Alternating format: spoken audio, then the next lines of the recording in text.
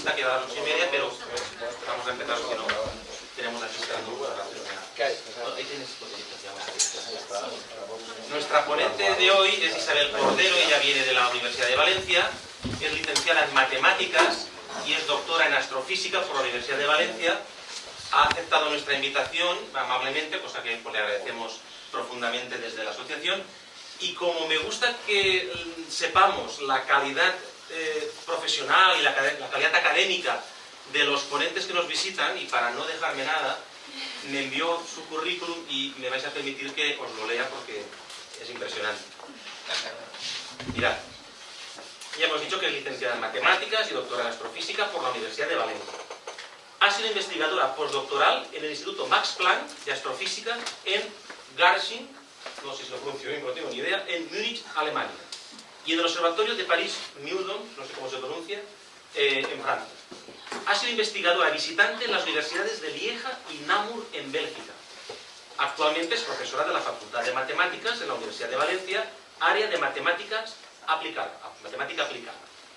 Compagina su labor docente con una actividad investigadora en el campo de la matemática aplicada y de la astrofísica, con especial interés en la relatividad numérica y ondas gravitatorias. Es miembro de la colaboración internacional Virgo en Valencia, donde coordina las actividades de divulgación y comunicación.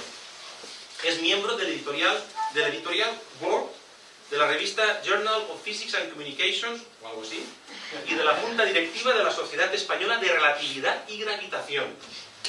También tiene tiempo para participar activamente en grupos y proyectos de estudiantes universitarios de diferentes grados. Y también dedica gran parte de su tiempo y de su ilusión, como me ponía aquí en su texto, a muchas actividades de divulgación científica, entre las que destaca ser miembro activo de la asociación Sapiencia, que muchos de vosotros habéis oído hablar de ella. Hacen una labor de divulgación científica encomiable. Sí, porque os conocemos y os seguimos y sé que hacéis multitud de charlas por toda Valencia y fuera de Valencia también. Bueno, pues después de ver este impresionante currículum, estamos todavía agradecidos al cubo no sé si al N o al logaritmo neperiano, de que estén aquí con nosotros. Y soy de letras. Bueno, estamos muy contentos de que hayas aceptado la invitación. Le damos un aplauso de bienvenida.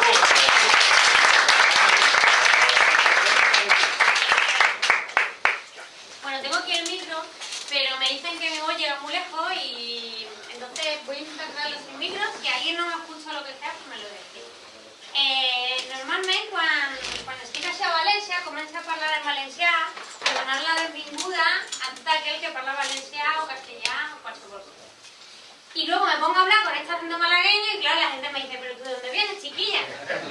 Claro, se supone que es de la Universidad de Valencia, pero bueno, mi recorrido empezó ya por Málaga hace mucho tiempo. A mitad de camino, en lo que antes era licenciatura, pues decidí que lo que había en Málaga estaba bien, pero que quería hacer cosas diferentes. Entonces me vine a Valencia, terminé la licenciatura en matemáticas. Tengo la suerte de que una de mis compañeras de licenciatura se animaba a venirse aquí a escucharme. O sea que si veis a aquella chica tan simpática, también es matemática. Y bueno, me encanta lo que hago y me gusta mucho, así que cuando, después de ese periplo por Europa, me encontré una grieta en el sistema, como dice un compañero de trabajo, y tuve una plaza por ahora de profesor temporal en la Universidad de Valencia, junto con mi pareja y algunos amigos decidimos que, bueno, pues que si queríamos que los políticos nos hicieran un poquito de caso y valoraran la ciencia, pues a lo mejor había que empezar a contárselo a la gente. Entonces, este mochilillo tan bonito que tenéis aquí es el logo de Sapiencia, que es una asociación de divulgación de la ciencia en Sagunto, Puerto y el área del Campo del Morvedre. Y bueno, como ha dicho Jordi, tenemos poca vida, o sea, llevamos como un par de añitos más o menos, 2 años y medio, pero intentamos hacer varias actividades de divulgación científica y además intentamos dar visibilidad a las que hacen otros colegas, como la Asociación Valenciana de Astronomía. Así que en Facebook y Twitter siempre estamos compartiendo y retuiteando los de uno y los de otro. Y luego este es el mocholillo, y luego vosotros, ahí no tenéis problema, pero cuando yo pongo este logo, me voy a ir fuera de España, si me preguntan, pero ¿y por qué has puesto Batman? Y le digo, hombre, Batman no, perdona. Pero el murciélago es que no sabes que vengo de Valencia. Entonces, si los equipos de fútbol lo utilizan, pues dice, hombre, pues a mí también me gusta el murciélago, ¿por qué no lo van a poner? Entonces este es el logo del grupo que hay en Valencia, que pertenece a la colaboración Virgo. Virgo es un experimento que hablaré más tarde, es uno de los 3 observatorios de ondas gravitatorias que han participado en las detecciones directas de ondas gravitatorias. Y bueno, la charla se titula Descubriendo el universo con las ondas gravitatorias. En realidad, me voy a centrar en unas 3 preguntas.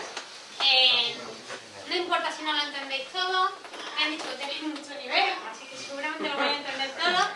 Pero si nos vamos de aquí con 3 ideas básicas, una es ¿qué es una onda gravitatoria? La segunda, ¿cómo puedo medir esa onda gravitatoria? Y la tercera, ¿hasta ahora qué habéis medido? Pues con eso yo me iría feliz ahí. Entonces, lo primero es que yo digo onda gravitatoria porque es lo que contamos aquí, pero siempre que escuchéis gravitacional o gravitatoria es lo mismo. Es simplemente que, por semántica, a unos les gusta por un motivo y por otro, pero es lo mismo. Yo voy a decir gravitatoria. Para hablar de onda gravitatoria, y cuando esto me voy a un instituto ya los chavales empiezan a temblar, tengo que empezar hablando de relatividad general. Bien. Espero que salgáis de aquí diciendo qué fácil es la relatividad general. Entonces, no voy a meterme en generales de explicar la estudiar, que tiene un poquito de guasa, pero voy a contar los conceptos básicos de la relatividad general. Es una teoría que, como todos sabéis, el autor es Albert Einstein. Todo el mundo pone la foto con la lengua afuera y yo digo, hombre, vamos a poner una un poquito más seria, entonces por eso pongo aquella. Y la propuso en 1915. O sea que hace más de un siglo que esta teoría se propone. Si alguno es físico, conocéis a físicos, una de las cosas que más les gusta a los físicos es destrozar las teorías. Llevamos más de 100 años y por ahora la teoría de la relatividad general se confirma en todos los aspectos y las mediciones que hemos hecho. Para entender la relatividad general, lo primero que os voy a contar es, imaginaros si en esta sala yo empiezo a andar, por ejemplo, así. O me doy la vuelta. Entonces, si yo os preguntara cuál es la trayectoria, y cuando digo yo, puede ser una canica que tire por el suelo, cuando yo digo qué trayectoria he realizado, ¿qué me diríais? Una recta. Y entonces yo diría, hombre, pues si miráis muy cerquita, es una recta. Pero si me dais tiempo y mucha paciencia, y por ejemplo yo voy en dirección al norte, pues he pasado de una recta a algo que se parece más pues, a una circunferencia o a un arco. ¿De acuerdo? En realidad, básicamente lo que en realidad estoy haciendo es una trayectoria, no tiene por qué ser una recta, pero lo que estoy haciendo es no cambiar de dirección. Entonces, las rectas, digamos que son las líneas, cuando tú no cambias de dirección en un espacio, pues como la mesa o el suelo, que no tiene ni montañita, ni vallecito, es plano. Pero si yo me muevo en la Tierra, en la superficie de la Tierra, o en cualquier otro lado, por ejemplo, o vais de senderismo, pues se descubra que es una montañita, que es un riachuelo, aquello no es una recta. En realidad os estáis adaptando a las deformaciones del espacio donde os movéis. Y como deformación suena muy feo, pues a los astrofísicos y los físicos nos gusta llamarlo curvatura. Entonces, cuando alguien os hable de curvatura, simplemente os está diciendo que el sitio donde os estáis moviendo no es un plano, sino que tiene pues montañitas, vallecitos, y entonces cuando os movéis en ese sitio, sea el sitio que sea, pues os tendréis que adaptar a esa trayectoria. Bueno, pues la idea absolutamente genial que tuvo Einstein en 1915 fue decir que la gravedad, en realidad esa fuerza de gravedad, que cuadraba bastante bien los numeritos, pero el origen de esa fuerza de gravedad, pues se interpretó como una teoría de la geometría del espacio-tiempo. En realidad un planeta no gira alrededor de algo porque está haciendo una curva o haya una fuerza, simplemente es porque está en un sitio donde hay un valle muy profundo. Igual que cuando yo tengo una bolita y la tiro en la ruleta, no es que yo le esté pegando a la bolita para que vaya dando vueltas a la ruleta, sino que simplemente la bolita tiene que adaptarse a que está en un sitio que tiene una cierta inclinación. Pues un planeta alrededor del Sol, o sea, un planeta alrededor de una estrella, básicamente lo que hace es adaptarse sin cambiar su dirección, pero adaptándose a la forma que tiene el sitio donde está. Y en relatividad general, básicamente, tenemos dos cosas que juegan ahí un papel importante. Los objetos con mucha masa, muy masivos, muy pesados, deforman el espacio-tiempo, ¿vale? Como cuando estamos, no sé, en una sábana y ponemos una bola muy pesada, la sábana se hunde un poco, ¿vale? Y luego los objetos que hay en el espacio-tiempo se tienen que adaptar a esas deformaciones que nos encontramos. Entonces, aunque parezca algo relativamente estático, no lo es en absoluto, el espacio-tiempo es dinámico, varía según los objetos deformen el espacio-tiempo y además cuando yo estoy en ese espacio-tiempo me tengo que adecuar a las deformaciones que hay. Bueno, si alguien sabe un poquito de geometría, a estas curvas que no tienen por qué ser una recta, sino que estoy en un plano y que simplemente es lo de no cambiar de dirección, pero me adapto al sitio donde estoy, pues a eso se le llama geodésica. Entonces la geodésica es la curva de caída libre, que es como la recta en el plano, pero que en otro sitio pues será, pues depende de lo que te encuentres, pues ya me iré adaptando a lo que me vaya encontrando. Y geodésica es, pues una palabra, geometría, pero básicamente cuando yo amplío la manera en que veo las cosas a geometrías diferentes a las de un plano. Bueno, y entonces, pues lo que os he dicho, ¿no? Las masas del objeto curvan ese espacio-tiempo y cuando yo me muevo en ese espacio-tiempo me tengo que adaptar mi trayectoria a esa curvatura. Además, el espacio-tiempo no solamente es algo que se puede doblar o deformar, el espacio-tiempo es súper flexible y también puede expandirse y contraerse. Y toda esa capacidad de expandirse y contraerse básicamente se explota muchísimo en la cosmología moderna actual. La expansión del universo es una posibilidad que aparece en las ecuaciones de relatividad general de Einstein. No voy a hablar mucho de eso porque ya estuvo por aquí Susana y seguro que os contó súper bien la cosmología.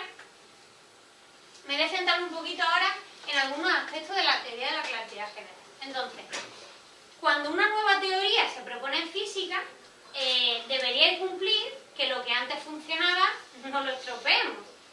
Entonces, a velocidades pequeñas, básicamente las ecuaciones de Einstein se pueden aproximar y llegamos a las ecuaciones de Newton. Cuando yo hablo de velocidades pequeñas, algo como el AVE o un avión supersónico están básicamente parados. Todo lo que no se acerque muchísimo a la velocidad de la luz, la corrección es tan pequeña, tan pequeña, tan pequeña, que es como si no existiera. Claro, como yo me muevo, pero no me muevo muy rápido y mucho menos cerca de la velocidad de la luz, esos efectos relativistas parecen que no son intuitivos, pero es porque no estamos acostumbrados a movernos en esas velocidades. Se han hecho experimentos, obviamente, y se han visto que sí, que a velocidades cercanas a la velocidad de la luz, las cosas ya de Newton no se parecen tanto.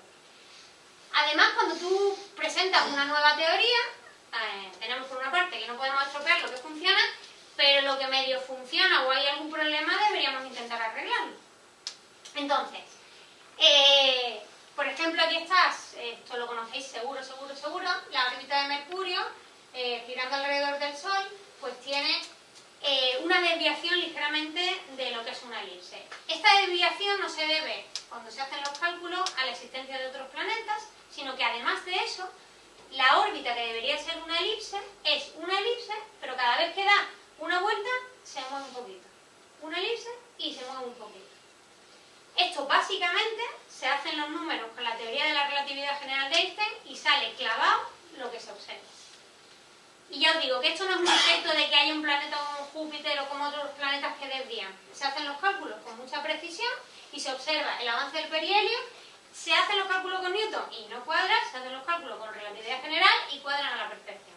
Así que funciona muy bien todo lo que antes funcionaba bien, acabamos de arreglar lo que no estaba del todo bien, pero lo más bonito de una teoría es que te aparecen sorpresas.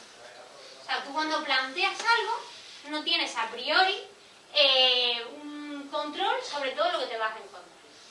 Entonces, lo primero es que la teoría de relatividad de Einstein, en 1919, hace 100 años, tuvo una de las pruebas experimentales más importantes, que es la observación por Sir Arthur Eddington, que se fue, no me acuerdo a dónde, de África o a dónde, porque estaba interesado en un eclipse solar. Vale, entonces, ¿por qué estaba interesado en un eclipse solar? Pues básicamente porque la masa más gordota que tenemos cerca es el Sol, pero si yo quiero ver qué pasa en las estrellas necesito que sea de noche. Así que dijo, pues me voy a un eclipse y así tengo las dos cosas. En principio, según la teoría de la relatividad general, cuando el Sol no está, digamos, delante de mí, yo tengo una estrella más o menos cercana, cuando no hay nada, pues la trayectoria de la luz de la estrella a mí, como no hay ningún bache por el camino, pues seguirá básicamente una línea recta. Si por el camino se ha encontrado una masa grande como el Sol, cuando pase cerca, en lugar de seguir una recta, se adapta a la geometría del espacio-tiempo, se curva ligeramente y entonces me llega a mí.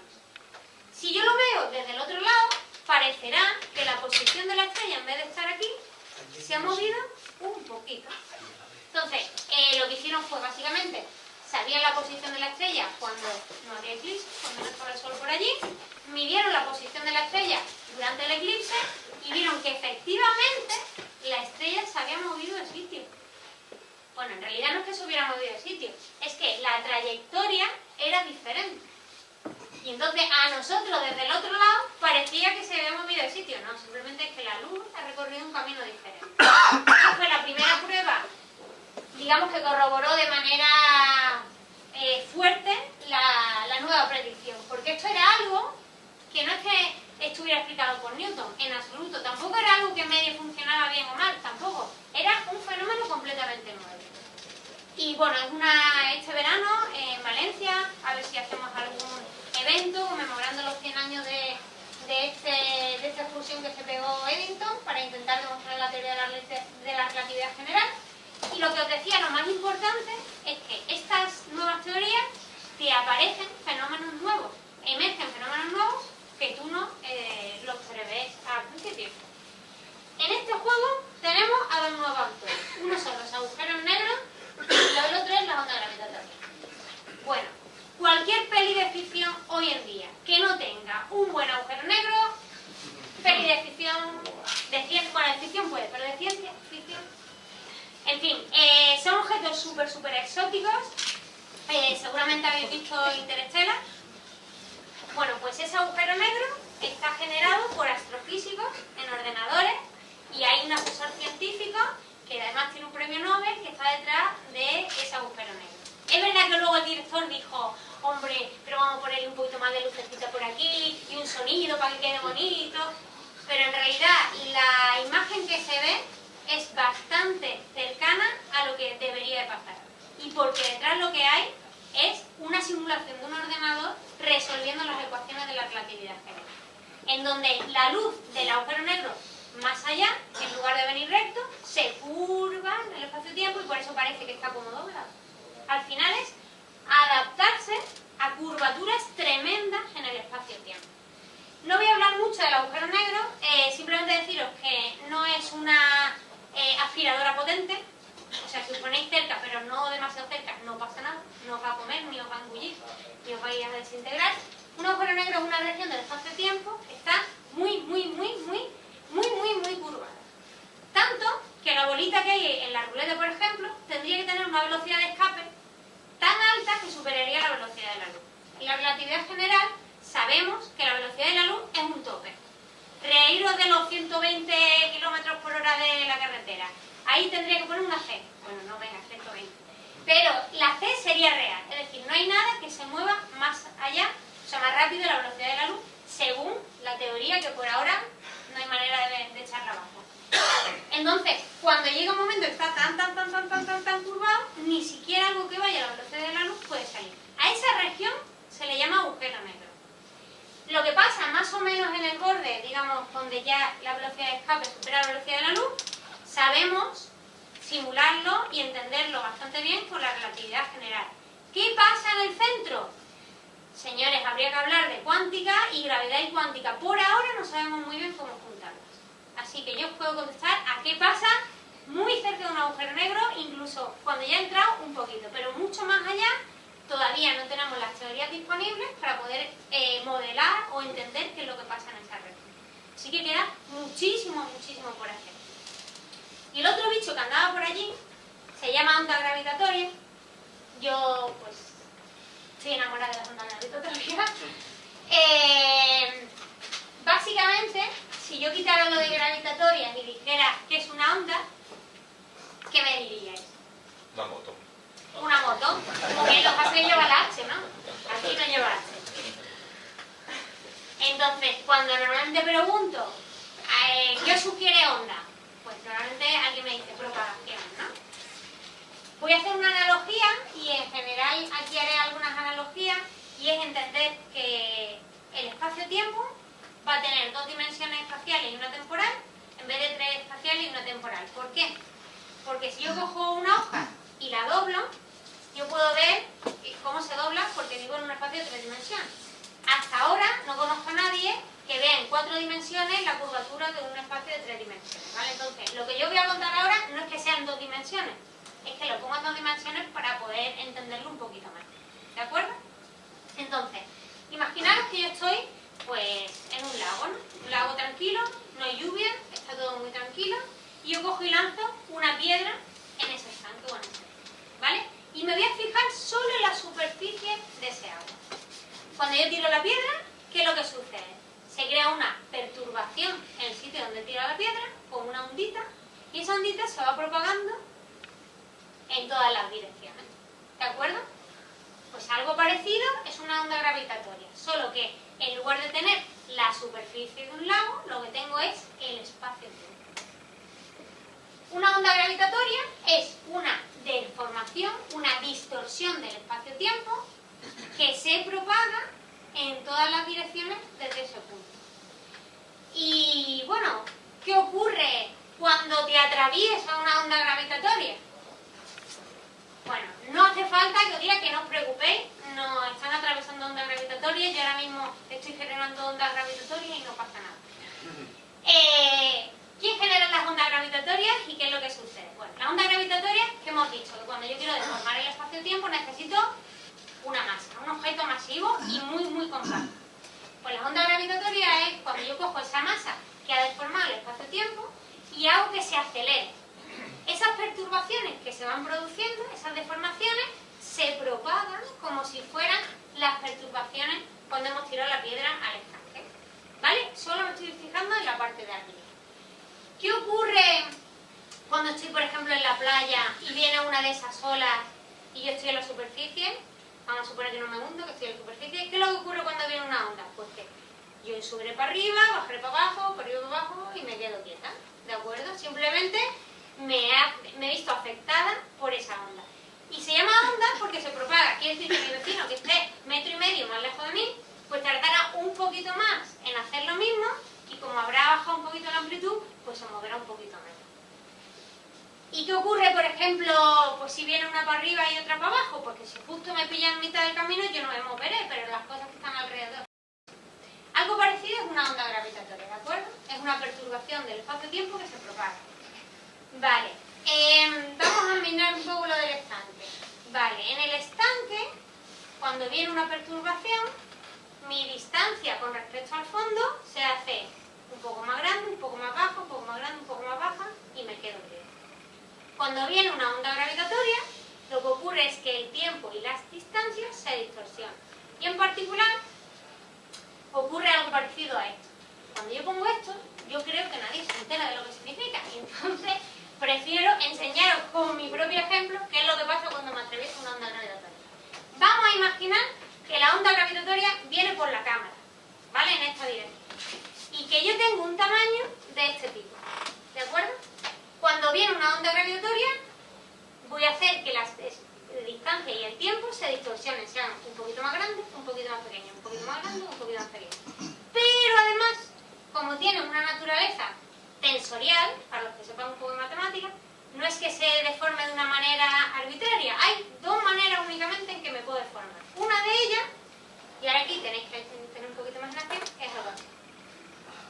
¿Vale? Yo me hago más grande por una dirección y más pequeña la perpendicular. Y de manera alternativa. Es como si miráis solo la parte vertical, es como lo del agua, ¿no? Que para arriba y para abajo, ¿vale? Pero en distancia. Y eso, más o menos lo que quiere decir está bien. Y ahora tenéis que echar un poco de imaginación. Imaginaos que me doblo 45 grados, pero no me voy a doblar porque si no me pego la lente y no. ¿Vale? Entonces me doblo 45 grados y hago algo parecido. ¿Vale? Esa deformación es la te atraviesa una onda gravitatoria, nada de eso se desintegra. No, lo único que pasa es que se distorsionan los espacios y el tiempo. Y en particular, si me fijo en las distancias, lo que ocurre es que tenemos este tipo de oscilación.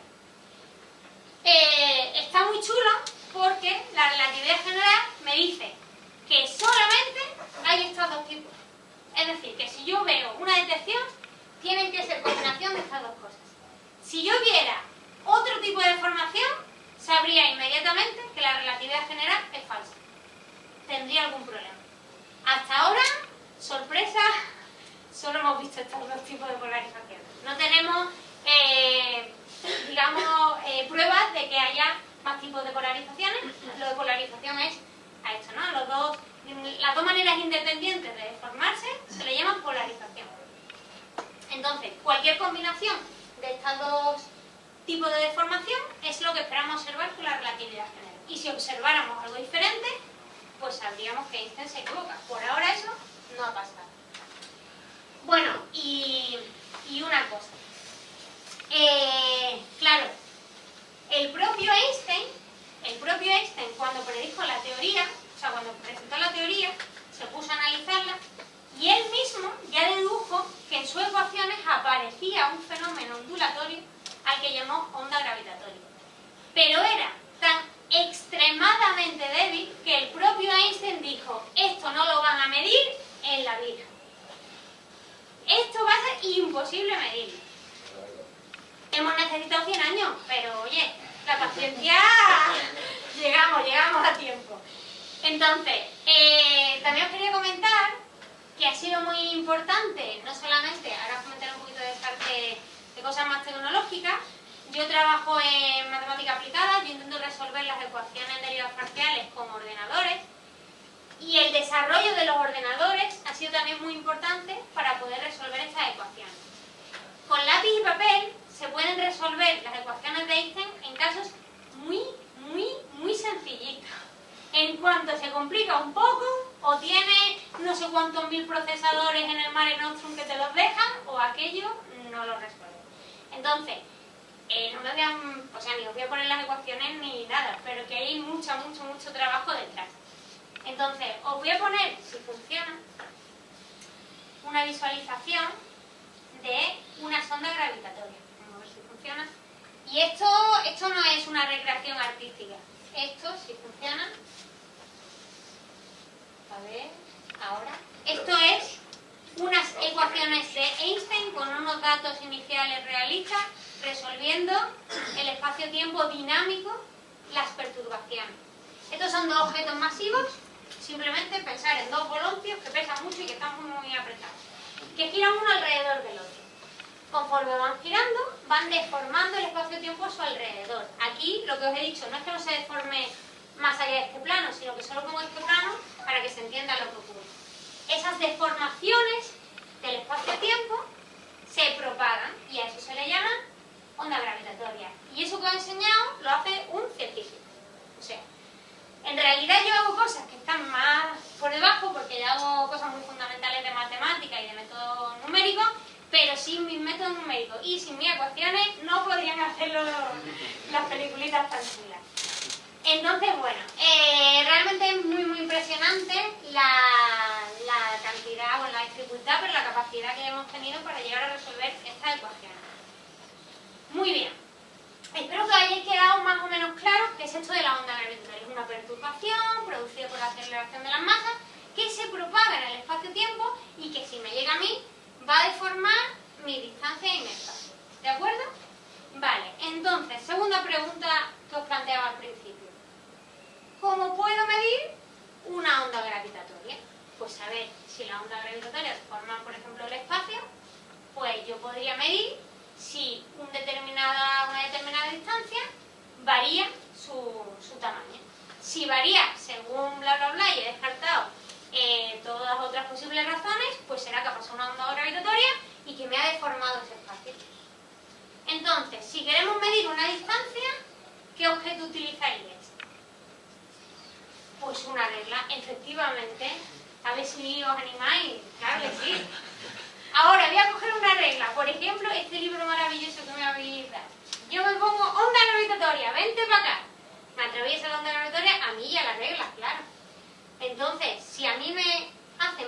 más pequeña a la regla que le va a pasar. Que también se hace más grande y más pequeña. Cuando yo estoy mirando a ver si la regla se hace más grande o más pequeña, medir siempre me va a medir lo mismo. Porque la misma deformación que me afecta a mí, le afectará también a la regla. Pues ya la hemos liado parda. O sea, si yo necesito una regla para medir distancia y no me vale, ¿qué es lo que hacemos? La solución nos la da la propia teoría de la relatividad general. Hay una regla que no sufre deformación. Y es uno de los principios básicos de los fundamentos de la teoría de la relatividad general. Y es que la velocidad de la luz en el vacío es constante. Así que básicamente lo que puedo hacer es lanzar un rayo de luz que pegue en un espejo, que vuelva hacia mí ese rayo de luz. Yo tengo un super mega reloj, porque la velocidad de la luz es muy grande, va muy rápido, pero yo tengo un super reloj y soy capaz de medir cuando yo lanzo la luz y cuando me vuelve a mí y dice tal tiempo. Como velocidad igual a espacio partido tiempo, la velocidad es constante, mido el tiempo, puedo saber la distancia. Así que lo que necesito es ver si cuando la luz va y vuelve, en algún momento tarda un poquito más o un poquito menos. Y significará que la distancia ha pasado a ser un poquito mayor o un poquito menor. Y ese es básicamente el motivo, el fundamento que se utiliza en los observatorios actuales de ondas gravitatorias. Han habido intentos anteriores de medir las ondas gravitatorias de otra manera, pero se necesita una precisión tan brutal, y ahora os contaré algo, que este es el único sistema que realmente ha podido llegar a medir esa precisión tan brutal que se necesita. Básicamente, lo que tenemos en un observatorio de onda gravitatoria es muy diferente a los observatorios a los que estáis acostumbrados. Seguro que habéis visto observatorios genópticos, las cúpulas, las antenas de radio, y son todos pues aparatos más o menos pues compactos en un mismo sitio y que observan el espectro electromagnético en sus diferentes frecuencias. La pinta que tiene un observatorio de onda gravitatoria es una L gigantesca. Tienes un edificio central y dos brazos perpendiculares, en este caso y en este caso de aquí. ¿Vale? ¿Por qué perpendiculares? ¿Os acordáis de lo de antes? Porque las ondas gravitatorias deforman de una manera y de la contraria en el eje perpendicular. Así que la gracia de que sean perpendiculares es que yo voy a poder medir que se hace un poquito más pequeña en una y un poquito más grande en el otro. ¿De acuerdo? Por eso tiene esa forma. Bueno, antes de meterme en más faena de qué es lo que son exactamente, deciros que he puesto aquí las fotos de los tres de los cuatro que están en funcionamiento. Estos dos pertenecen a la colaboración americana LIGO, están en Livingston y en Hanford. Este está rodeado de cocodrilos y este en mitad del desierto. A ver, esto no lo digo cuando están los de LIGO, porque se mosquean, ¿no? Y porque yo tengo que vender el mío, que está muy bien también. Pero el que más me gusta a mí, que además ayer estuve trabajando varios días en el observatorio, es este de aquí. Este de aquí es al que yo pertenezco, el Observatorio de Ondas Gravitacionales Virgo. Está muy cerquita de la Torre de Pisa, que todo el mundo recuerda, ¿no? Galileo, pues onda gravitatoria, es preciosa esa conjunción. Está en un pueblecito que se llama Casina, pero está muy cerquita de Pisa. Cada uno de estos brazos, claro, aquí están cortados porque si no la foto no sale, pero mide alrededor de unos 3-4 kilómetros de longitud. Yo pertenezco a este, pero en realidad, salvo el aparato, todo lo demás es compartido. Somos una colaboración de unos 1500 científicos, donde compartimos tanto a nivel tecnológico, como a nivel de análisis de datos, como a nivel de cualquier cosa que haga falta en el observatorio. Y bueno, a ver, pizza, comida, en fin, son la gente muy amable, hace mucho solecito en mitad del campito. Yo os animo a todos a que se puede visitar. En abril, por ejemplo, va a ir un grupo de astrónomos de Sabadell y vamos a hacerle una visita guiada. Así que si estáis interesados en hacernos una visita guiada a Virgo, completamente gratuita, tenéis que llegar allí.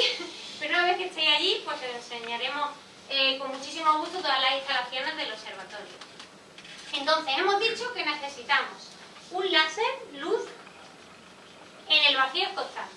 Estos tubos que veis aquí, no todo el tubo entero, pero digamos un subtubo por donde va el láser dentro, tiene un vacío más vacío que el del universo exterior. El universo exterior, con la radiación de fondo de microondas, está a unos 3 grados Kelvin.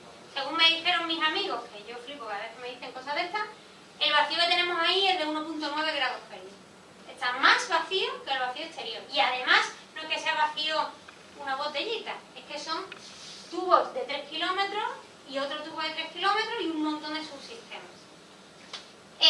Básicamente, al final de cada uno de esos túneles de 3 kilómetros hay un espejo, la luz vuelve y hace un poco lo que he dicho, ¿vale? Medimos las distancias midiendo el tiempo, bueno, ahora voy a explicar lo del tiempo, midiendo un poco la frecuencia y la interferencia de esta luz. Entonces, la idea es que, no sé si, vale, lo digo aquí. Básicamente, cuando yo estaba explicando lo de la playa que viene una para arriba, pero tengo suerte de que me venga una para abajo y yo me pillo justo en el medio, ¿qué me va a pasar?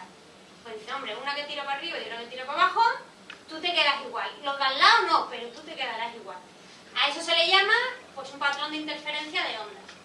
Seguro que estáis muy acostumbrados a verlo en láseres y básicamente es el principio que se utiliza en los observatorios de ondas gravitatorias.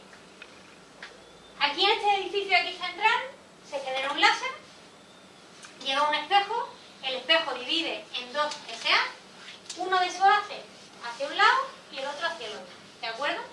Y están hechos de tal manera que si no hay variación de las distancias, cuando llegan al fondo y vuelven, una onda tiene la cresta donde la otra onda tiene el valle.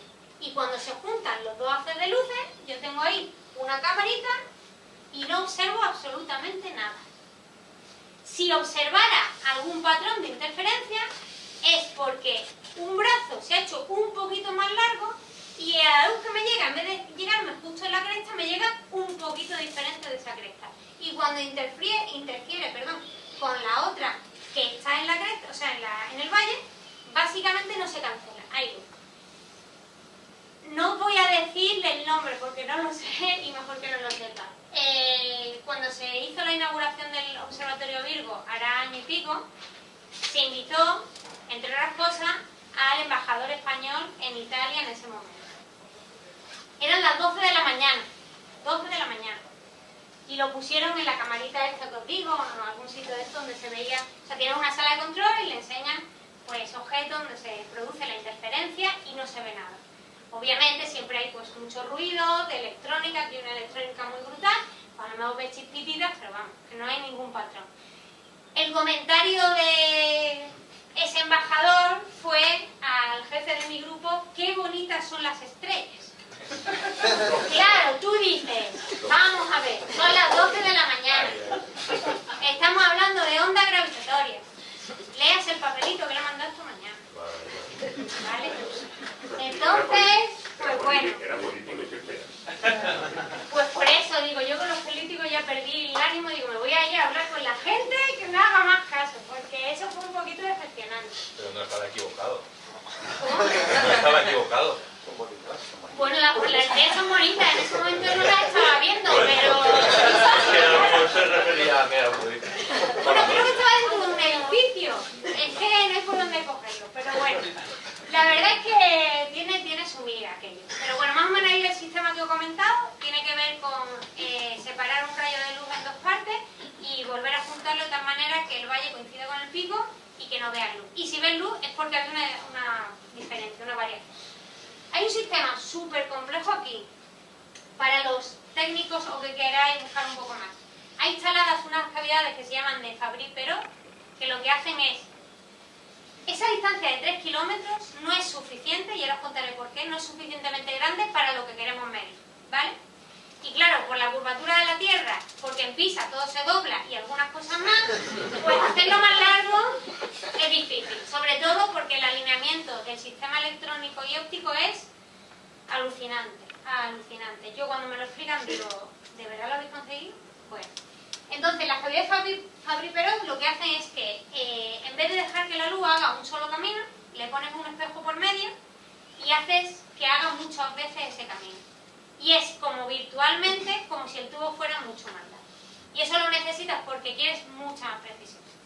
Otro detalle, los espejos que están al final, si yo los pusiera enganchados en la Tierra y viene un terremoto, ¿qué va a pasar? ¿Que hay una onda gravitatoria? No. Que el terremoto ha movido el espejo.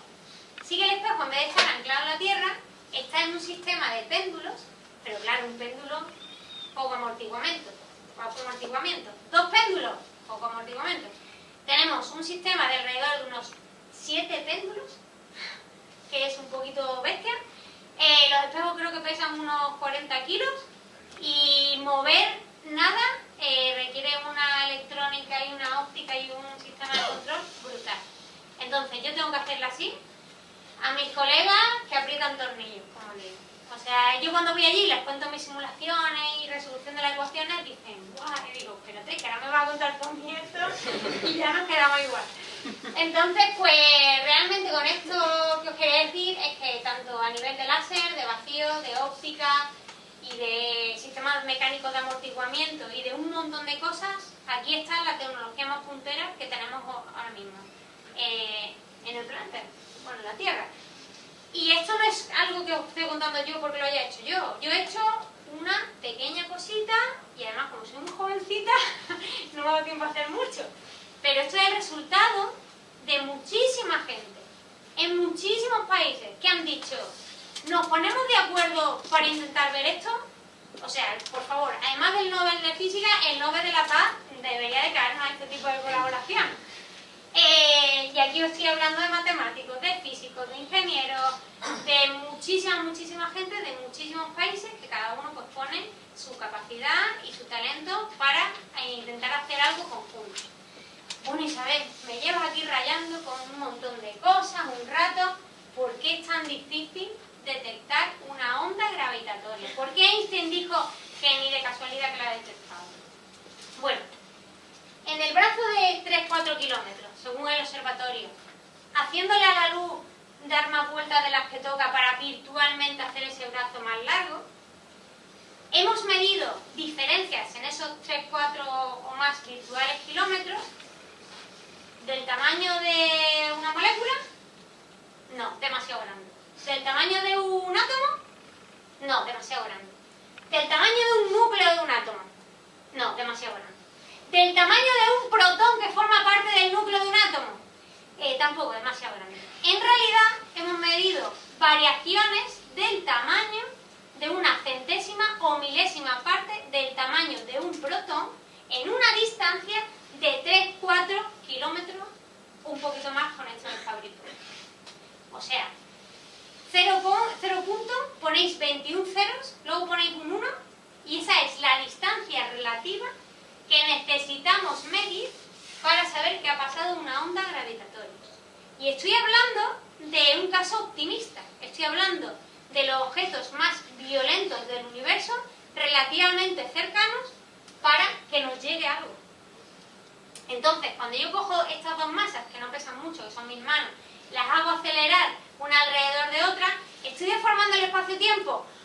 Hombre, sí, pero no hay menos. Necesitamos objetos supermasivos, superconcentrados y que se fusionan de manera muy violenta, que deforman el espacio-tiempo muchísimo para que a nosotros nos llegue una variación de una centésima, milésima parte del tamaño de un protón en un brazo de 3-4 kilómetros. Que era difícil medirlo. O sea, 100 años no parece tanto ahora, ¿verdad? Bueno, pues lo hemos conseguido. La verdad es que esto es un hito impresionante. Actualmente, digo actualmente porque esto no se llega porque sí, hay muchísimo trabajo de muchísimas personas que han dedicado su vida a dar un pasito más en este tipo de instalaciones. Actualmente somos unos 1.500 científicos. Le digo que son los americanos, tienen como 10 veces más de dinero y 4 veces más de gente que nosotros. Y además nosotros, ellos son americanos y van a ir todos a una. Nosotros tenemos a polacos, a húngaros, a holandeses, a franceses, a italianos, a españoles. Y bueno, es un poquito el ambiente diferente. Pero somos poquitos, pero somos también importantes. Primero porque no solo más allá de las instalaciones, los datos que llegan están inmerso en un montón de ruido de, por ejemplo, terremotos, ruido de, por ejemplo, el calorcito que genera el láser cuando le pega al espejito que está a 3 kilómetros, pues es un ruido cuántico del láser que se tiene que tener en cuenta. Y os digo estos dos porque son los que más o menos yo me sé, pero que hay un montón de ruidos. Por ejemplo, el otro día me dijeron que habían puesto un cable mal no sé qué y descubrieron que poner un cable mal, o por ejemplo cuando le dan a la luz, la frecuencia de la luz, pues se puede ver que altera también el detector. Entonces hay un montón de ruidos súper chungos, ¿vale? Y todo ese análisis de ruido, análisis de los datos, extracción de la onda gravitatoria se hace de manera conjunta. Y si no se hiciera de manera conjunta no podríamos llegar a alcanzar estos retos. Es bueno tener más de un experimento, seguro que lo sabéis, por el tema del ruido sistemático. Si hay un ruido que solo pasa aquí, pues no me creo que sea una onda gravitatoria. Pero si veo el mismo patrón en 3 sitios diferentes, hombre, casualidades hay que medirlas bien, ¿no? Luego además, pues como digo, hay un montón de tipos de ruidos que hay que limpiar, pero 1915, Einstein dice relatividad general, septiembre de 2015, cuando todavía estaban apretando tornillos los americanos, nosotros llegamos un poquito después, empezamos la construcción un poquito después. En ese momento, la colaboración, son las dos colaboraciones, pero el detector solo estaba en marcha los dos americanos. Cuando digo apretando tornillos es porque todavía no habían empezado el modo de científico. Cuando uno va a hacer algo importante, primero hace un ensayo general. Pues ellos estaban en el ensayo general. Pero vino una señal tan clara y tan potente que incluso antes de estar en el día de la representación fueron capaces de darse cuenta de que había habido una detección de onda gravitatoria. Básicamente, cuando vais, por ejemplo, a la policía y dicen ha habido un robo tal igual y la policía saca su libro de sospechosos, ¿no? Y te dice, ¿se parece a este? ¿Se parece a este? ¿Qué es lo que tiene la policía? Pues tiene una lista de posibles sospechosos, puede que no sea ninguno de esos, pero como más o menos la policía se sabe lo que tiene fichado, pues normalmente va a ser uno de la lista. Antes de detectar esto, los teóricos y la gente que resolvemos las ecuaciones, teníamos una lista de posibles modelitos que eran muy probables que observáramos con onda gravitatoria. Es decir, ¿qué es lo más bestia que tengo en el universo? Un agujero negro. Pues voy a coger a dos, les voy a hacer que se fusionen y voy a ver qué señal me da. Y la pongo en mi catálogo de sospechosos. Y con ese, digamos, de esa manera, nosotros tenemos nuestro catálogo. Cuando el 14 de septiembre de 2015 llega esta señal, miramos en nuestro catálogo y decimos, blanco y en botella. Esto pertenece, o sea, esta señal procede de la fusión de dos agujeros negros, de 36 y 29 masas solares. Y a ver si funciona la peliculita. Como éramos capaces de resolver las ecuaciones de la relatividad, pusimos esos parámetros, pusimos dos agujeros negros, se representan con estos colores, esto es simplemente una visualización, y lo que estáis viendo abajo es cómo el espacio-tiempo se deforma y estos colores indican un poco esa radiación gravitatoria que se propaga. Y esto que os estoy enseñando es la simulación de la radiación gravitatoria que se observó el 14 de septiembre de 2015. Y esto que os estoy enseñando, que es muy bonito, o al menos a mí me lo parece, esto no es arte. Bueno, también es arte, pero esto es ciencia. Y nos tenemos que empezar a creer que hay muy buenos científicos que pueden hacer cosas tan bestias como a nivel tecnológico el aparato y a nivel de ordenadores, de resolución de ecuaciones, como resolver este tipo de ecuaciones. Bueno, no voy a rayar mucho más. ¿Dónde aparece Virgo? Pues Virgo aparece en agosto de 2017. Empezaron la construcción un poquito más tarde, somos bastante menos gente y tenemos bastante menos dinero, así que pues si vamos un poquito tarde, pues oye, paciente. Una pregunta. Sí. ¿A qué velocidad se expanden las ondas gravitatorias entonces? Según la teoría de la relatividad general, la propagación de la onda gravitatoria sigue la velocidad de la luz. Pero igual la fusión de dos masas más grandes o más pequeñas sería a la misma velocidad constante. O sea, la fusión es una cosa, pero la perturbación que produce esa fusión y cómo se propaga esa perturbación es otra. La propagación de la perturbación sigue la velocidad de la luz, pongan lo que pongan. O sea, algo más pequeño o algo más grande. Se fusiona. Exacto, la deformación, si es más grande o más pequeño, las deformaciones serán diferentes. Pero la velocidad a la que se propaga esa deformación es la misma. Entonces, claro, por eso sabes la distancia que ha podido ocurrir. Sí, sí. Porque además, sabes, el patrón puedes medir, bueno, por varias razones, digamos que si tú analizas, si tienes una buena calidad de tu señal, puedes extraer parámetros físicos como la distancia, las masas de los objetos individuales, la masa del objeto final.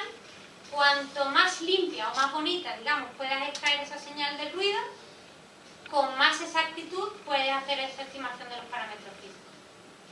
Estos datos que os he dado tienen un poquito de error, que están en los artículos científicos, obviamente, que vienen de la incertidumbre de esa señal que recibimos.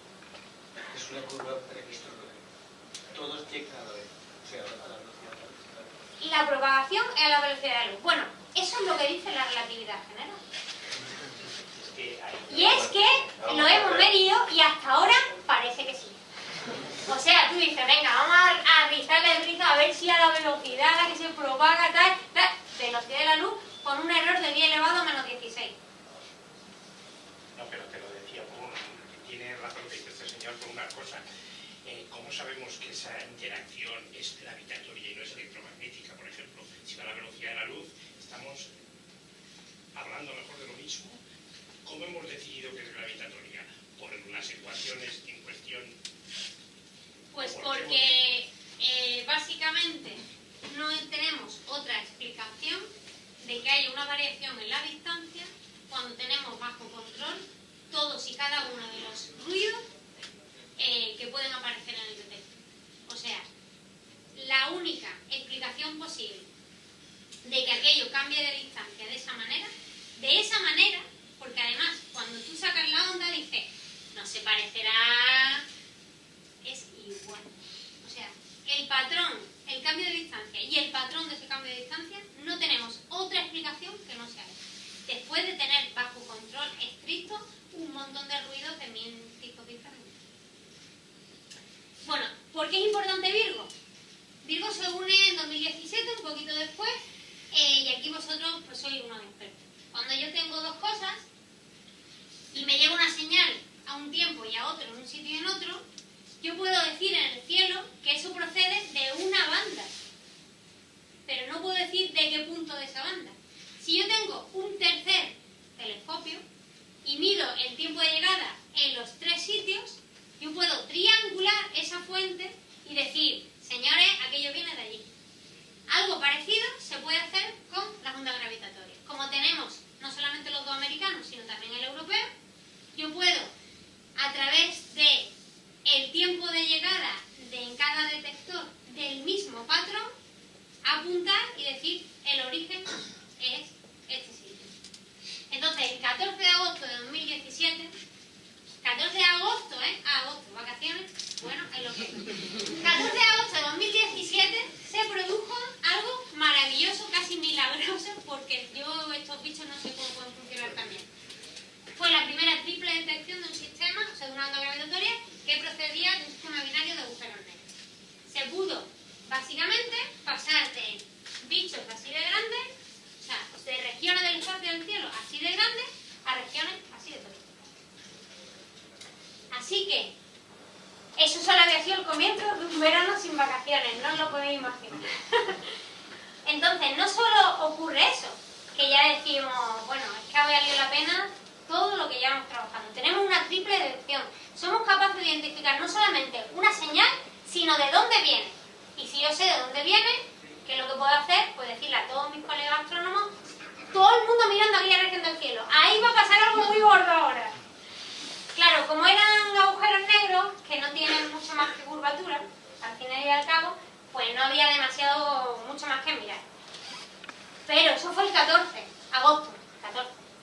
3 días después, y aquí pues os tengo que comentar que la primera charla de Sapiencia fue el 17 de agosto de 2017. Así que pues para mí es un aniversario muy bonito. El 17 de agosto se recibe una alerta que cambió la manera de entender el universo en muchísimas áreas de la astronomía y de la astrofísica actual. Vale. voy a tirar un poquito para atrás solamente. Esto que pone aquí son segundos. 0 segundos, 1 segundo, 2 segundos, ¿vale? Tenemos varias observaciones. Esto que veis aquí es un poquito como si viniera la ola del mar y me tirara a mí para arriba, para abajo, para arriba, para abajo, para arriba, para abajo, ¿vale? Tiene que ver con la amplitud, y esto es lo que haría la distancia. Más, menos, más, menos, más, menos. Se representa de esta manera. Lo que quiero decir es que, como veis, la amplitud depende del tipo de objeto, ¿vale? Lo que me decía de según el tamaño de las masas, pues tendré una cierta deformación u otra. Pero yo estoy hablando aquí de milisegundos. Somos capaces de extraer señales que duran milisegundos de un ruido brutal. Milisegundos. Todo esto son, porque miramos nuestro catálogo de sospechosos, estos son agujeros negros. Fusiones de agujeros negros. Y de repente, el 17 de agosto, tenemos una señal que dura 100 segundos. Esto tiene que ser algo diferente. Esto tiene que ser algo nuevo. Nos vamos a nuestro catálogo de sospechosos y resulta que aquello ya no eran dos agujeros negros. Aquello eran dos estrellas de neutrones. Lo que hay detrás de los púlsares y de muchos objetos astrofísicos. Básicamente, voy a reducir en dos cantidades la estrella de neutrones. Hablar de estrellas de neutrones, podría venir alguien aquí y tiraros horas hablando de estrellas de neutrones. Cogéis un sol y medio. Lo apretáis, lo apretáis, lo apretáis en 20 kilómetros y eso es una estrella de neutrones. O sea, muy bien. Es probablemente después de un agujero negro lo que sepamos, lo que más curva el espacio-tiempo. Pero es materia, ¿eh? Son como... O sea, no es curvatura del espacio-tiempo, son estrellas. Y de neutrones porque básicamente pensamos que hay una gran cantidad de ellas compuesta por plasma de neutrones. Aunque no tenemos muy claro de qué está compuesto ni cuál es el estado de la materia en su interior. O sea, por eso digo, no me voy a meter porque si no, me pierdo. Bueno, pues básicamente tuvimos una detección, 100 segundos, sabemos que es una estrella de neutrones. Bueno, espera, que Virgo también la ha observado. Bueno, paréntesis. Si voy muy largo, me decís que pare y yo paro. Si no, yo sigo hablando. Si veis la gráfica de los papers, se ve la señal perfecta en los dos americanos y no se ve nada en Virgo. Sabemos que la señal está, porque era tan clara en los americanos, que sabíamos que tenía que estar. Y sabemos que los observatorios de ondas gravitatorias tienen punto ciego. Porque yo he dicho que la deformación se produce en el plano perpendicular a donde viene una onda gravitatoria. Así que, si estoy justo en el sitio que no toca, tengo punto ciego. Virgo tuvo un punto ciego en esta detección. Y no es que esté hecho aposto, o sea, no es que esté hecho mala suerte, está hecho a propósito. Está hecho para que cuando los americanos tengan un punto ciego, el europeo no lo tenga, y que cuando lo tenga el europeo no lo tengan los americanos, para poder tener claro de dónde vienen todos. Entonces, si veis los artículos, parece que es que, ay, lo de Virgo que han dicho que han visto y no han visto nada. Que sí, hombre. Es que no ver nada también es importante a ver. Entonces, básicamente nos permitió algo maravilloso.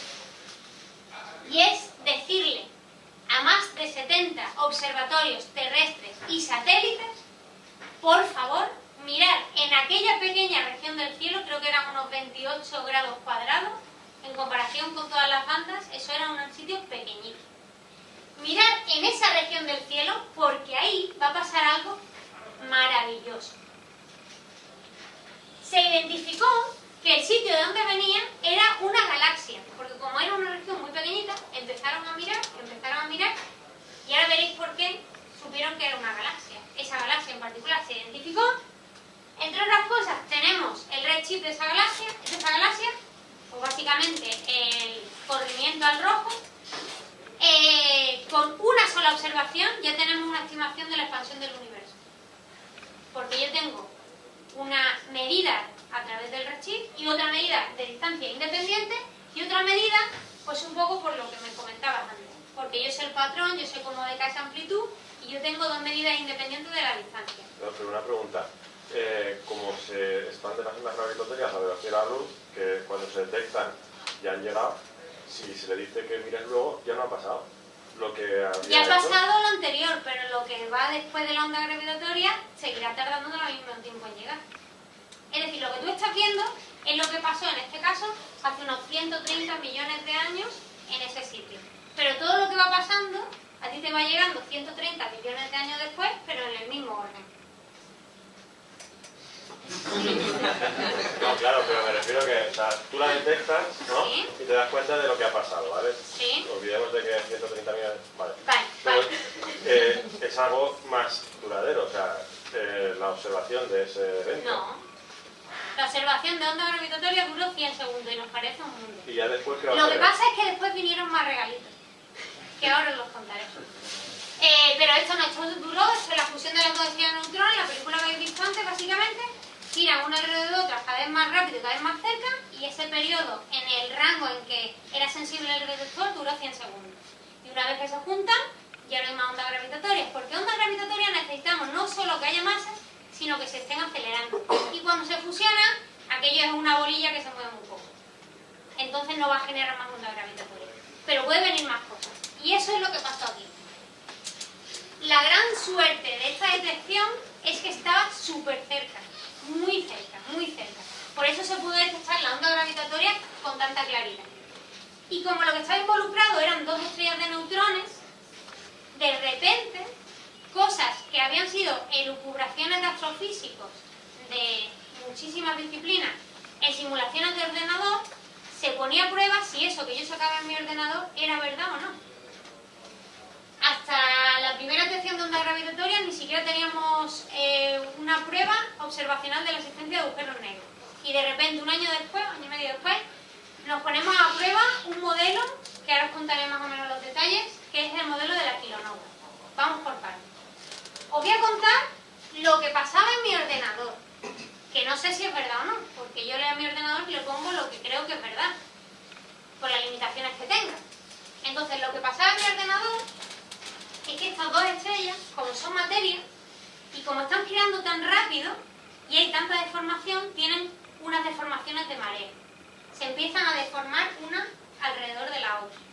Esta deformación de marea hace que cuando las dos estrellas se fusionan, aquello es muy inestable, se ha creado un objeto central que es como una superestrella de neutrones y que tiene un montón de material a su alrededor. Ese material se le llama disco de acreción, ¿vale? Se llama disco de acreción porque al final va a terminar cayendo al objeto central.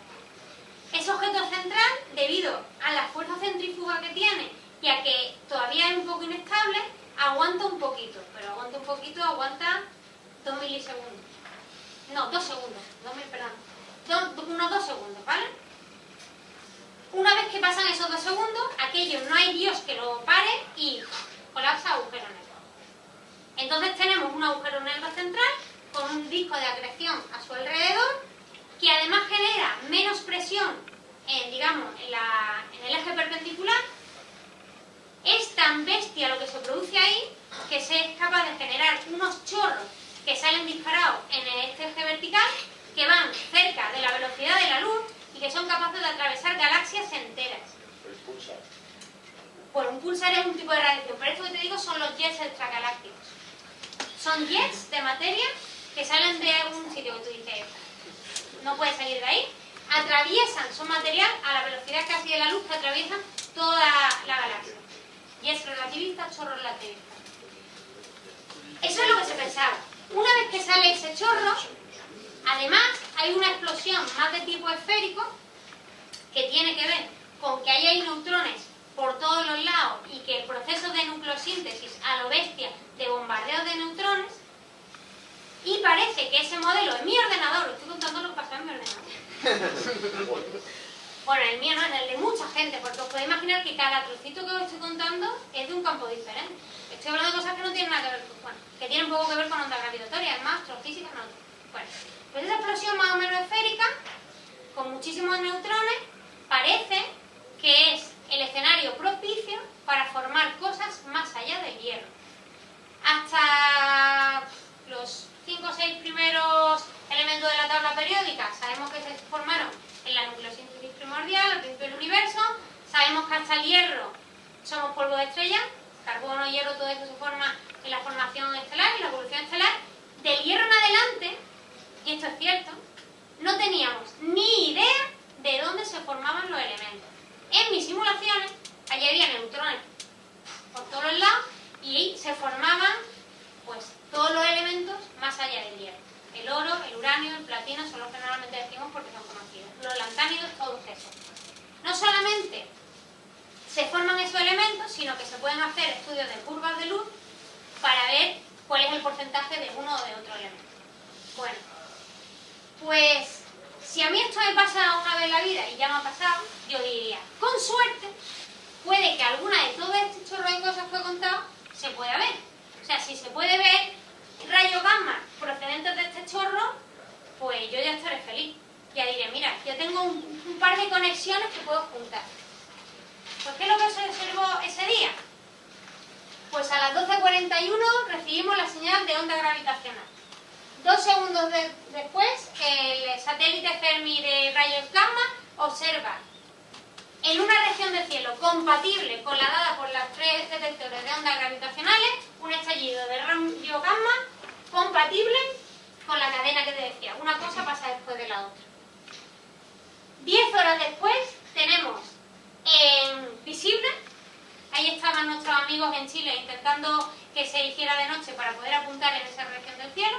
Hay fotos de observatorios donde se ve claramente que aparece una fuente nueva en el cielo, en el mismo sitio donde te he dicho la onda gravitatoria que tiene que estar.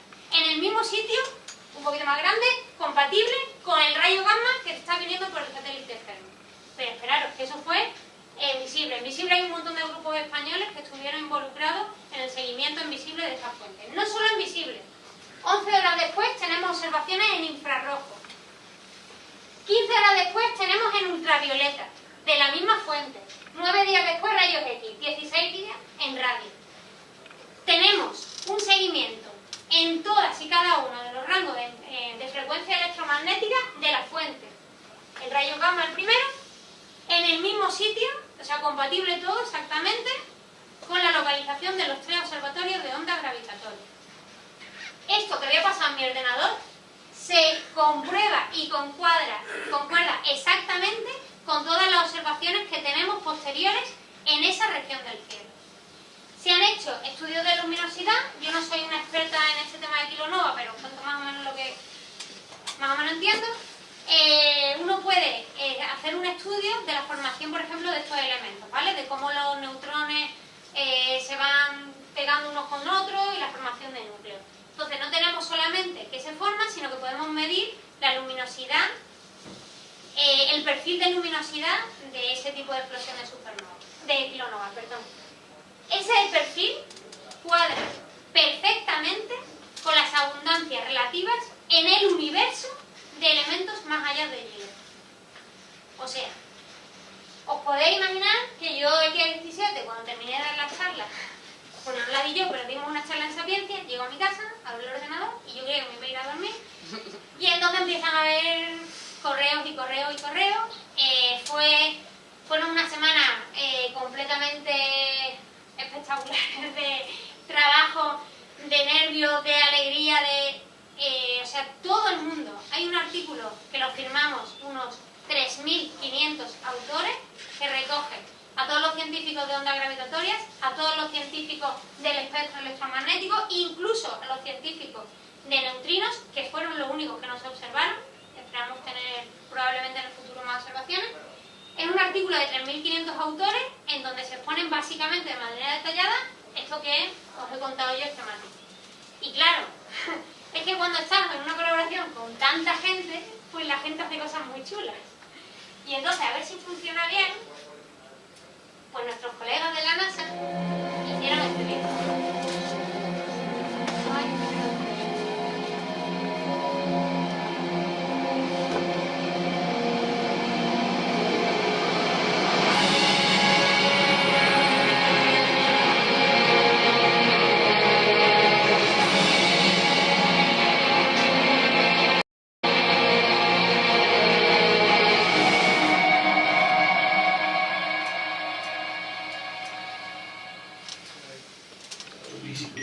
A ver, yo creo que esto le impresionaría hasta al embajador de Italia en España. Perdón, al embajador de España en Italia. Lo pongo otra vez de nuevo, pero básicamente lo he contado, ¿vale? Lo de las dos estrellas de neutrones girando cada vez más cerca y más rápido, que estas perturbaciones sobre la onda gravitatoria. Luego tenemos el chorro, el jet extragaláctico, que es el que emite en rayo gamma. Luego tenemos esa explosión que es más esférica, como una nube de polvo, que ahí es donde se supone que se están formando los elementos más allá del hielo. Y la música, pues queda bien. Este efecto un poco de que se perturban las estrellas, un poco para dar a entender que son las ondas gravitatorias las que se están propagando. El agujero negro central es una chica pequeña, pero ella va a generar, yo diría que las explosiones más violentas que podemos observar en el mundo. Y la verdad es que se lo curraron muchísimo los de la NASA. Hacen cosas a nivel de divulgación muy chulas. Y bueno, todos estos vídeos que os estoy poniendo están en YouTube y por ahí los podéis ver. Y realmente es impresionante que se haya podido observar tanto y de una sola. Para terminar así, resumen de números. Hace 3 años solo podíamos ver luz en el universo, que está muy bien, y podíamos ver muchos rangos de frecuencia. Ahora tenemos un canal nuevo, tenemos una nueva ventana. Y yo pongo siempre este ejemplo. Imaginaros que tenéis una peli muy buena, pero a esa peli le ponéis la música de John Williams. Pues hombre, esa peli dobla, ¿no? Vale mucho más. ¿Por qué? Porque tienes información que viene de 2 canales independientes. Además, las ondas gravitatorias tienen una peculiaridad, y es que hay objetos, como los agujeros negros, que no dejan escapar la luz, que no podemos ver, porque no nos llega luz de ellos. Sin embargo, deforman el espacio-tiempo, y si están en binarias donde son masas aceleradas, esa deformación del espacio-tiempo nos llega a nosotros. Así que tenemos un nuevo prismático para ver agujeros negros, que antes no se podían ver de ninguna otra manera. Se podían ver a veces por interacciones en estos discos de acreción, pero tienes que estar muy cerca y es muy complicado. Sin embargo, con onda gravitatoria la detección es limpia. Tenemos, como he dicho, 2 americanos y 1 europeo. Hay otro en Alemania muy chiquitito, que son de 600 metros, pero que es donde se desarrolla la tecnología que luego se aplica a los detectores grandes. Entonces, primero está bien probarlo en el pequeño y luego nos vamos alargando. Los japoneses van a una velocidad brutal. Para que os hagáis una idea, esto de Virgo, esto de que os he enseñado, fue un año entero de observación de los americanos. Nosotros nos unimos en el último mes, que fue el mes de la leche. Y pasaron de todo. ¿Fue agosto? Sí, agosto. Les he dicho, hombre, no me lo pongáis en agosto, pero es lo que hay. Además, bueno, pues básicamente en abril, si todo va bien, ahora está en modo de commissioning, que significa básicamente poner en marcha, puesto a punto del detector. Si todo va bien, en abril comienza un nuevo periodo de observación que durará 1 año, y la idea es que Kagra, no lo veo ahora, bueno, Kagra, que es el observatorio en Japón, que está en una mina, se une en el último mes de ese año de observación. Entonces, imaginaros si con 3 observatorios de ondas gravitacionales hemos podido ya revolucionar la formación de elementos, la expansión del universo bastante con una sola observación, y un montón de procesos de fusiones, de generación de chorros, motor de generación de estos chorros extragalácticos, en fin, realmente fue una revolución. Ahora los americanos y el europeo han mejorado su sensibilidad, pueden ver más y mejor.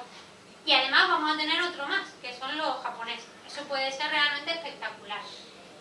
India también está involucrada y están en proceso de básicamente empezar a la construcción del detector, de otro detector terrestre en la Tierra. Hay una prueba espacial que se llama la misión LISA, que la idea es llevar estos triángulos interferómetros pero en el espacio, y en vez de kilómetros, pues hablar de millones de kilómetros de distancia en los brazos. Y esto no voy a dar muchos detalles, pero tiene que ver con que la frecuencia de esas ondas depende un poco de cómo lo quieran medir. Y básicamente los sistemas que tenemos en Tierra pueden medir en un tipo de frecuencia, en un rango de frecuencia. LISA va a medir en otro rango de frecuencia. Por ejemplo, agujeros negros muy masivos, fusiones de agujeros negros muy masivos, ahora mismo no podemos verlos nosotros porque no entran en esa frecuencia. Es como si yo viera en el visible, pero me llega algo en el infrarrojo, ¿vale? Pues LISA va a estar ondas gravitatorias, pero en otra frecuencia en el espacio.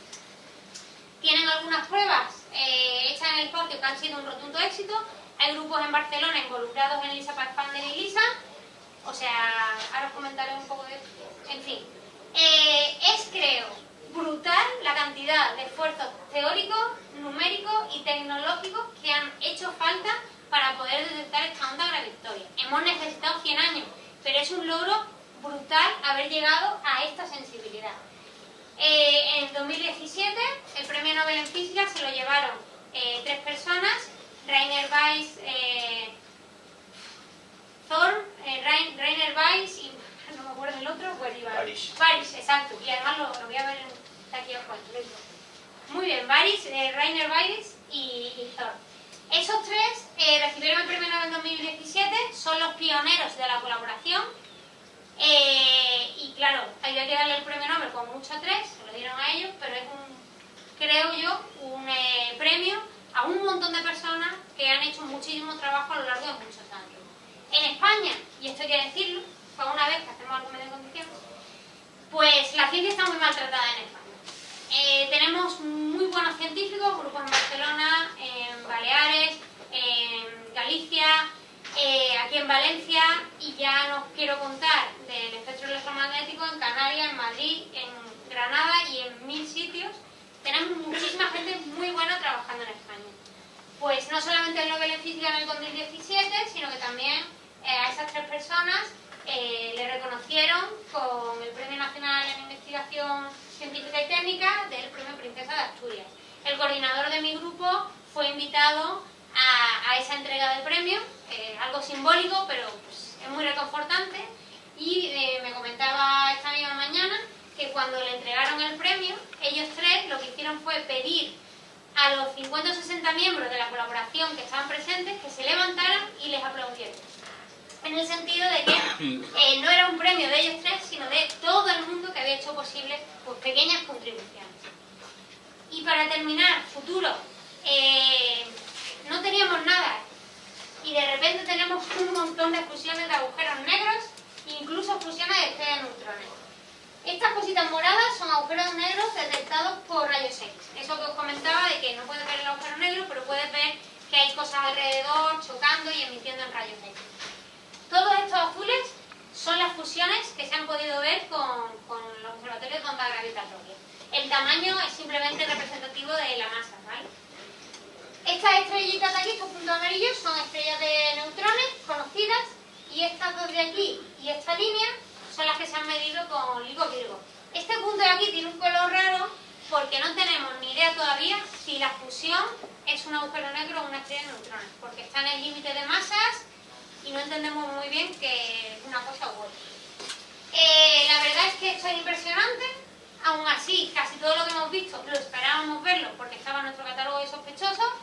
Tenemos ya un total de 10 fusiones de agujeros negros y una estrella de neutrones. Hemos hecho nuestro primer catálogo con 11 objetos que nos parece maravilloso. Pues yo no sé cuándo se pongan en marcha, en abril, si voy a tener vacaciones, no en agosto, sino en todo el año. Se esperan detecciones básicamente una cada varios días o incluso una al día, depende de las incertidumbres, tenemos incertidumbres, pero se esperan muchísimas observaciones y se espera empezar a poder hacer estadística con las observaciones de agujeros negros. Hemos pasado de no tener evidencia experimental de un agujero negro, sí un poco a través de rayos X de lo que hay alrededor, y esperamos hacer pues muchísima ciencia en cosmología, en nucleosíntesis, en evolución estelar y en muchísimas cosas. Bueno, y la parte técnica ya, en fin. Y voy a terminar con esta foto. Aquí falta algún miembro del grupo porque son estudiantes de doctorado que acaban de entrar. En este grupo tenemos a 2 matemáticos, el profesor Antonio Martínez y el que soy yo, que somos de la Facultad de Matemáticas. El resto son personas investigadores de astrofísica. El profesor José Antonio Font, que estuvo por aquí, ¿verdad? El coordinador de nuestro grupo. Es el que estuvo en el Príncipe de Asturias. Este que tenéis por aquí fue mi director de tesis, que le tengo mucho cariño. Y bueno, es un enorme gracias por vuestra atención, por vuestro tiempo. Espero que os haya contagiado un poquito del súper entusiasmo que me tengo que controlar cuando hablo de estas cosas. Y solamente que bueno, que como veis, la única que de vez en cuando se pone una falda soy yo. Chicas, animaros, que podemos hacer lo que queramos. O sea, que somos muy poquitas mujeres en este campo, pero las que hay, que integramos Es que mucho. está lleno de faldas. Sí, sí. Así que muchísimas gracias.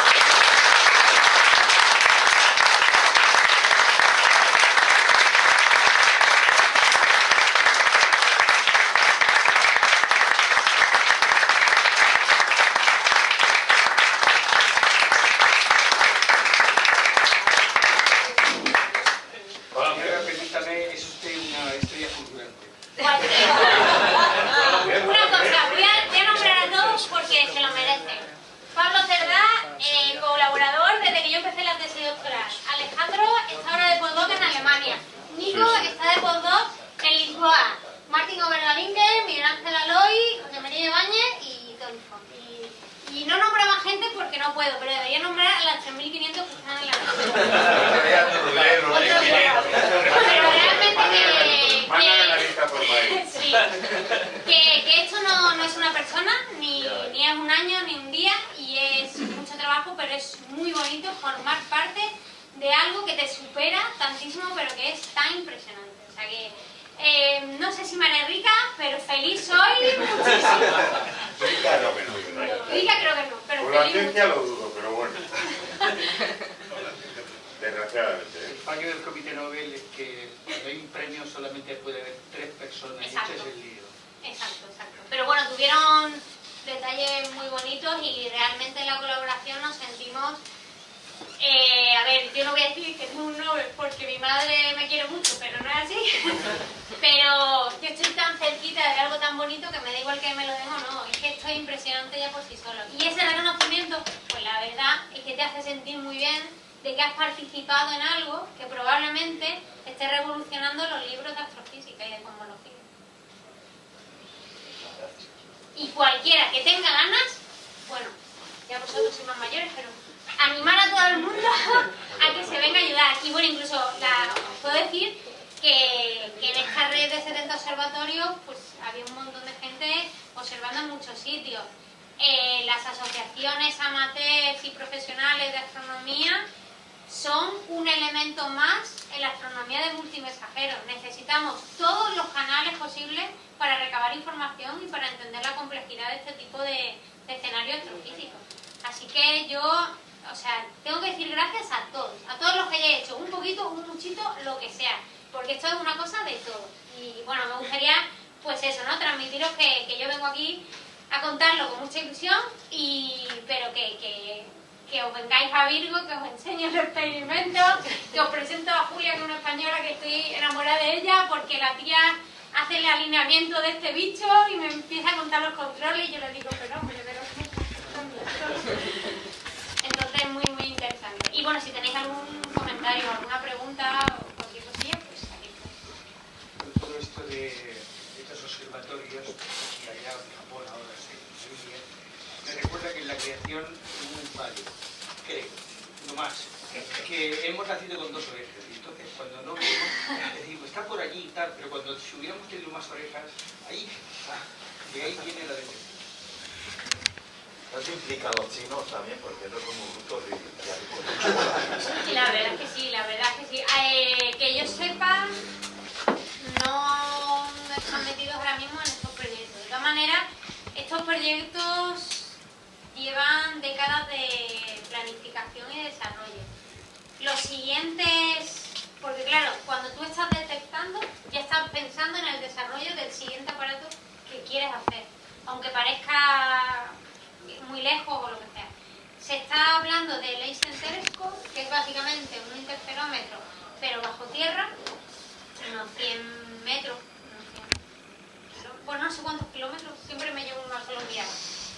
Pero por ejemplo hay varios sitios, Canfranc en España fue uno, pero parece ser que no, lo siento. Hay otro que tiene mucha potencia porque hay mucha política por ahí metida, que es en el triángulo entre Holanda, Bélgica y esa zona. Y básicamente lo que haces es meterlo muy profundo para intentar evitar ruidos de tipo sísmico. Además hay también desarrollo en ese Einstein Telescope que tiene enfriamiento por criogenia. Estoy estoy hablando así un poquillo, no es mi tema, pero los japoneses ya están utilizando experimento por criogenia y parece que van bastante bien, y la idea es utilizarlo más allá. Y luego los planes de LISA, que es básicamente un triángulo muy grande orbitando en el punto de Lagrange detrás de la órbita de la Tierra, alrededor del Sol, girando así un poco. Un poco complicado, pero bueno, la idea es que como son tan diminutas las variaciones, pues pones un brazo muy largo, y entonces esa variación relativa será más fácil de medir. Y también tiene que ver con las frecuencias, que eso que os he contado, pero son detalles técnicos que yo no conozco demasiado. ¿La pregunta que explica la cosa? Sí. Si yo le pusiera sonido, este tipo... Si te gustaría que dijéramos frecuencias más altas y frecuencias más bajas, Exacto. más graves y más agudos. Sí. Entonces, Todas las dependiendo de qué tipo de frecuencias... objeto, estás hablando de que puede ser una frecuencia más alta o una frecuencia Sí, más baja. todas las ondas, si yo les pusiera sonido, tienen este sonido. Porque cuando están lejos van más lentos y conforme se van acercando van más rápido. Y entonces la frecuencia también aumenta la intensidad y la frecuencia. Entonces como en sonido. Ahora, si yo le pongo masas más pesadas, la frecuencia media es más baja. Algo así. Toco la flauta, pero canto... Sería el mismo patrón, pero con un sonido más grave. Sí, básicamente. Cuando digo básicamente es porque os estoy hablando de una evolución de ecuaciones derivadas parciales, segundo orden en tiempo, segundo orden en espacio, altamente no lineadas y acopladas con la evolución de la materia. Entonces, cuando digo básicamente es... Si la frecuencia de la onda gravitatoria te resuena con la oscilación que tú tienes en el patrón de medida. Bueno, básicamente... Vamos a ver, tú en Básicamente- el patrón tuyo de medida, tú lanzas un haz y lo vuelves. Y eso lo haces 1, 2 o 70.000 veces por segundo. Si te coincide que la frecuencia de la onda gravitacional es igual a la frecuencia en la que tú estás lanzando y midiendo el láser, ¿qué ocurre? Pues que eres listo y que cambies la frecuencia del láser. Cambia la frecuencia. Ya, pero vamos a ver, Pero como tú sabes... hablando de una cosa que pasa en una fracción de segundo. Pero ¿qué pasa? Que como los teóricos ya sabemos las frecuencias, tenemos el catálogo de sospechosos y sabemos la frecuencia a la que me va a llegar, yo pongo la frecuencia del láser para evitar que pasen ese tipo de cosas. O sea, pero si te resonaran no te enterarías. Claro, a ver, claro, el patrón de interferencia tiene que ver con la interferencia y con la cavidad Fabry-Perot que se pone para hacer resonar el láser. Son detalles un poquito técnicos y yo te puedo contar hasta este nivel más o menos. Te puedo leer. Así puedo... No, porque te diría Claro, cosas que claro, son claro. demasiado técnicas, pero ya te digo, hay gente españoles trabajando allí y el sistema, bueno, nos he contado que no solamente los tubos están en vacío, todos los espejos están en vacío, 20.000 cosas técnicas, los sistemas de control, hay de vez en cuando, en muchos sitios, hay lo que se llama limpieza del láser, sacan un poquito de luz para ver que la frecuencia no se les ha ido y que está limpia y controlan. Hay un montón de sensores. Han colocado ahora como pequeñas balicitas, no sé si han sido 100 balicitas o no sé cuántas, alrededor de todo el observatorio, en el suelo, para poder leer el ruido sísmico y poder, digamos, contrarrestar esa lectura de sísmico para sacar del ruido la onda gravitatoria y bajar el nivel de ruido sísmico. Hay un montón de detalles tecnológicos que a mí se me escapan. ¿Os han reservado algún grupo de frecuencias para que nadie elabore cosas ahí? No. Puede ser un estornudo, nada. Mira, son capaces de... La luz, el helicóptero que pasa por encima, el tractor que se pone ahora en el campito de al lado. O sea, un montón de cosas. Y además, por ejemplo, los del higo, ese tuvo mucha gracia. Tú ves patrones y dices, esto se repite tanto y no pasa en otro lado, esto es un ruido de mi detector. Vamos a ver el origen del ruido. Pues dice, puede ser que un cable lo tengo mal colocado, tiene un poquito de ruido el cable, tal. En LIGO, en uno del americano, no me acuerdo cuál, había un ruido muy raro. Era muy periódico. Y era invierno. Se dieron cuenta de que procedía de que en uno de los tubos de salida de refrigeración de no sé qué, el agua al salir se había condensado, se había formado un poquito de hielo y había unos cuervos en el campito de al lado, que se dedicaban a venir al tubo y picar en el hielo para beber agua. Tardaron un rato en darse cuenta de dónde venía el ruido, porque claro, es que son cosas muy complicadas.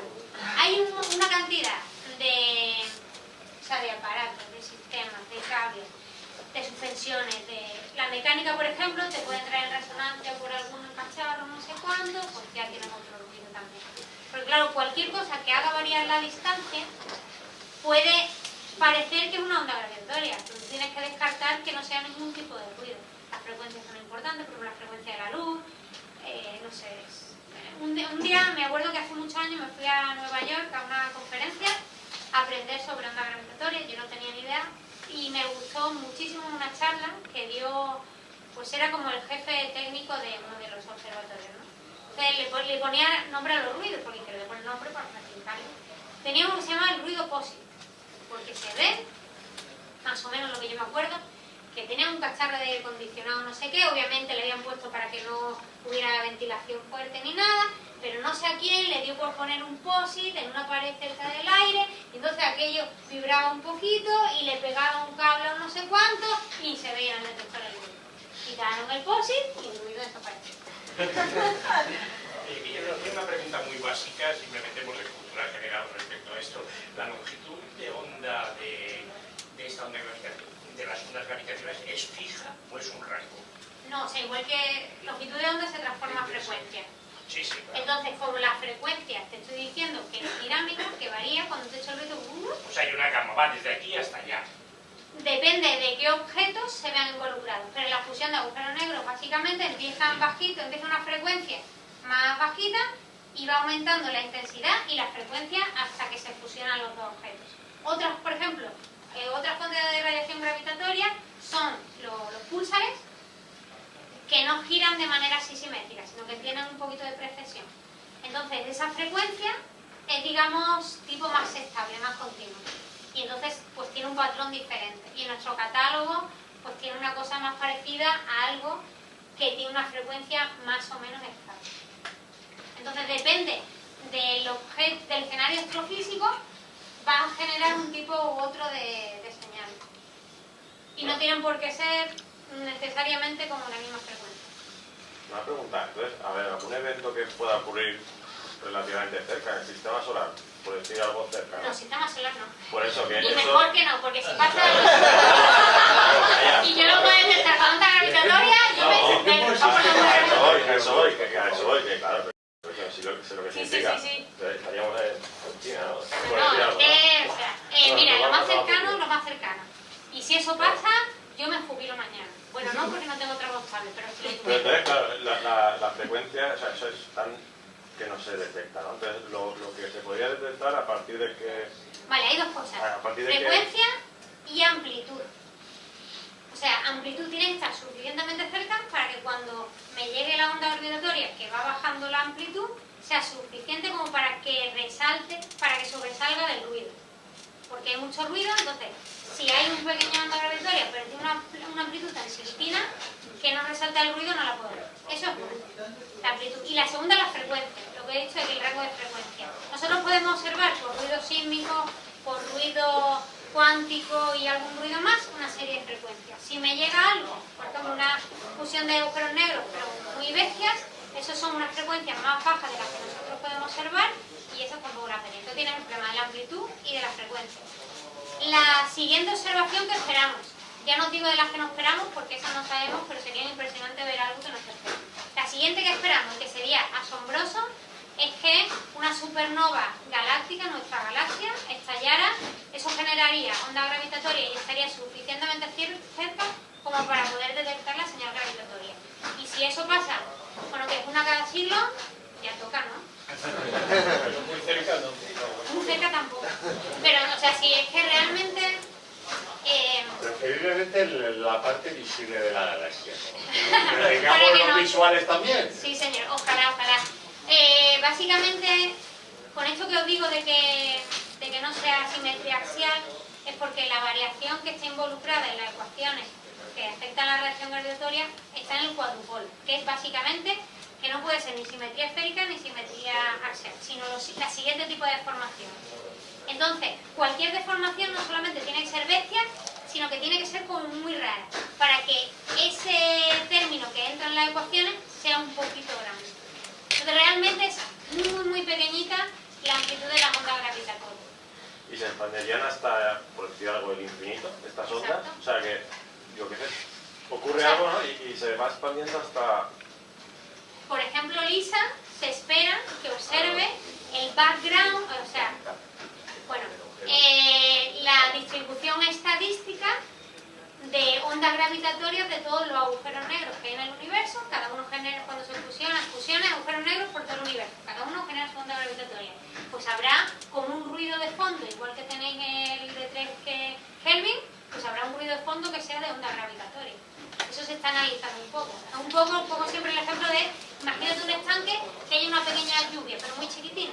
Tienes como un fondo estadístico de perturbaciones por cosas que están pasando. Pero eso sería como un fondo todavía más...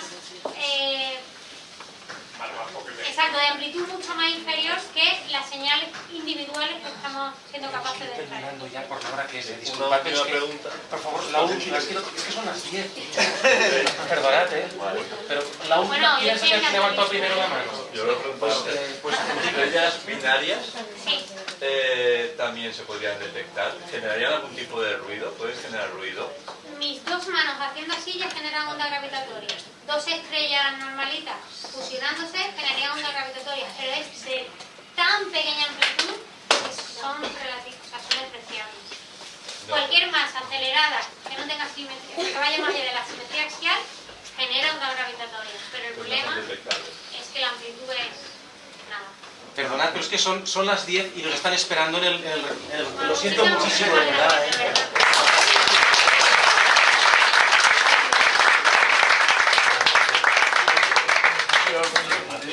Ahora, presidente.